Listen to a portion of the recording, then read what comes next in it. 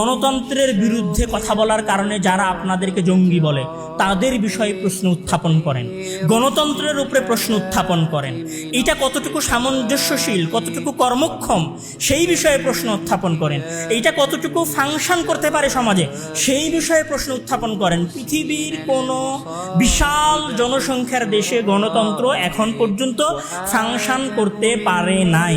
আপনারা অন্ধভাবে পৃথিবীর একমাত্র শাসন ব্যবস্থা মনে করে ডেমোক্রেসির পিছনে ছুটবেন, নাকি নতুন স্বতন্ত্র আলাদা ইসলামের কোনো শাসন ব্যবস্থার কথা আপনারা জনগণের সামনে উত্থাপন করবেন?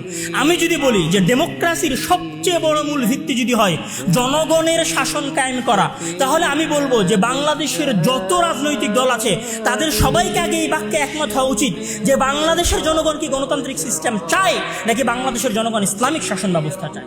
আগে এইটার উপর ভোট হতে হবে, তারপরে ডেমোক্রেসির বিষয়ে ভোট হবে, তারপরে নির্বাচনের আয়োজন হবে। আপনি লক্ষ কোটি জনগণের মনের বাসনা কামনার কথা শুনলেন না, আর বলছেন যে ওকে বাংলাদেশে ডেমোক্রেসি কায়েম হচ্ছে, মানে জনগণের শাসন কায়েম হচ্ছে। এটা একটা ফাও ভুয়া কথা, যেই ভুয়া কথার মাধ্যমে সাধারণ জনগণকে শাসন করা যায়, শাসন করা হচ্ছে।